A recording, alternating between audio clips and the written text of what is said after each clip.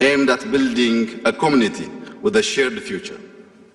Excellencies, as a global community, we find ourselves in an ever-complex and crisis-prone world.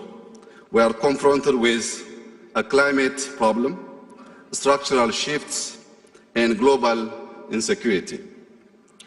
Concerted and collaborative efforts to address our common challenges have often helped us remain resilient. Hence, more than ever, we are called upon as global leaders to uphold the principles of humanity, justice, inclusivity, equity, and compassion in rising up to the occasion. I stand before you representing an ancient and historic civilization, Ethiopia, a country gifted with a robust and resilient population of over 120 million that drives Africa's fastest growing economy. Located in the home region, Ethiopia also serves as an important gateway between Africa, the Middle East, and the wider Asia.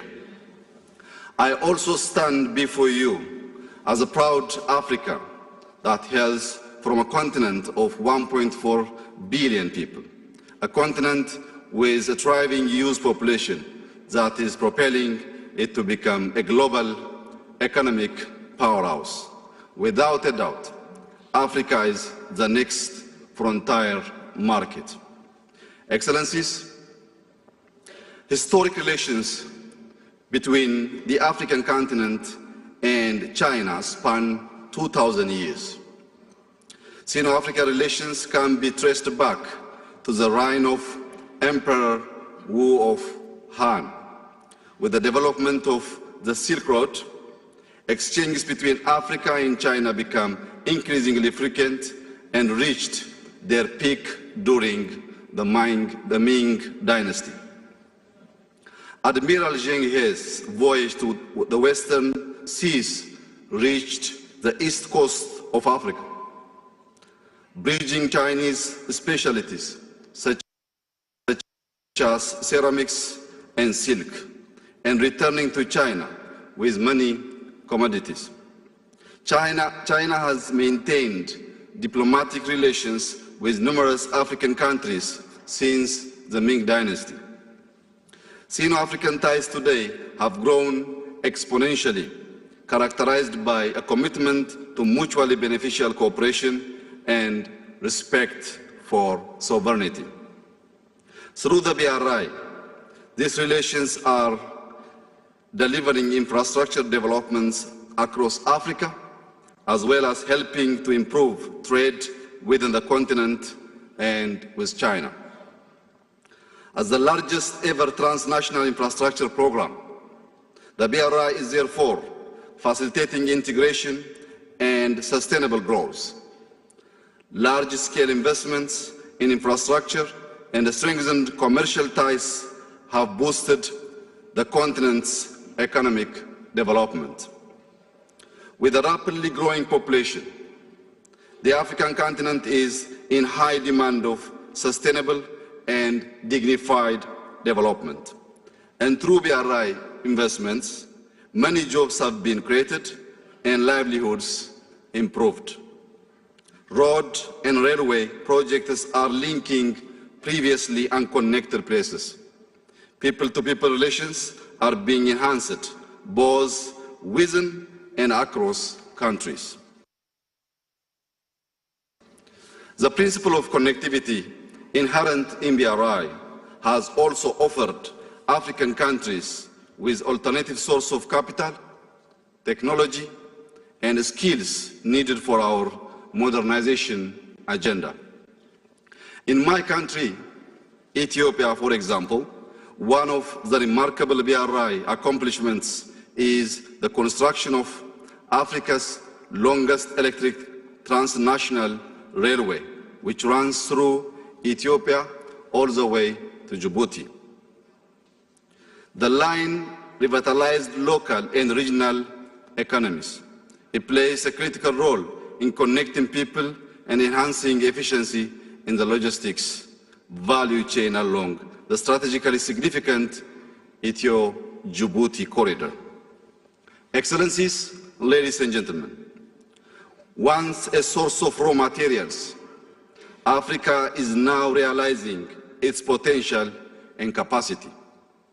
A continent that has been sidelined until now is harnessing the demographic dividend, leveraging its natural endowments, and rapidly becoming a global economic, social, and political powerhouse.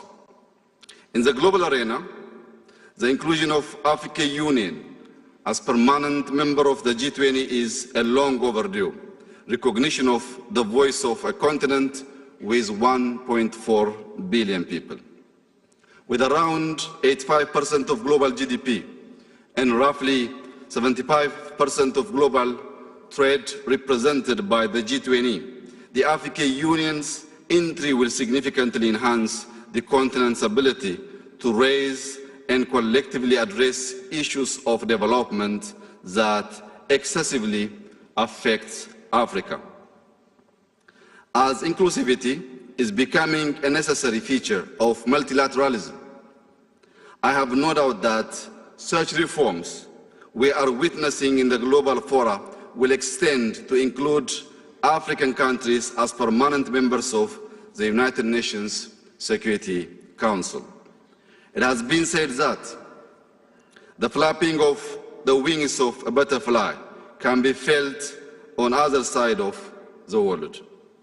The African continent in particular has suffered the consequences of the climate crisis as well as interstate conflict in other parts of the world. As a result, we cannot be idle observers in forums that affect our common well-being since they shape our fate. Excellencies, we recognize that peace and development are two sides of the same coin. They are mutually reinforcing. Inclusive and equitable growth is essential to sustain peace, and a culture of peace is essential to enabling sustainable growth. Initiatives like the BRI, when fully implemented to potential, invariably foster peaceful development. The power of integration resides in enabling schemes that bring people closer to intimate knowledge and understanding of one another. Infrastructure used to bridge rather than divide offers value and builds trust. In a world full of barriers, I call upon all of us to build bricks to connect metaphorically as well as literally. As I conclude my remarks, I would like to highlight the proposal put forth by the President Xi during the recent China-Africa Leaders Dialogue held in Johannesburg. This includes China's initiative on supporting Africa's industrialization, plan for China supporting Africa's agriculture modernization, and the plan for China-Africa cooperation on talent development. I also support the 8 points proposed by President Xi because it mainly focuses on investing both on people and planet, which leads us to prosperity. These Africa-centered initiatives are foresighted investments that build a bridge to the Africa we want. I would like to emphasize that Ethiopia fully welcomes these plans and initiatives in harmony with our development strategy and 10-year economic plan to diversify our economy and forge our path to holistic prosperity. I thank you. Sheshe. ጠቅላይ ሚኒስትር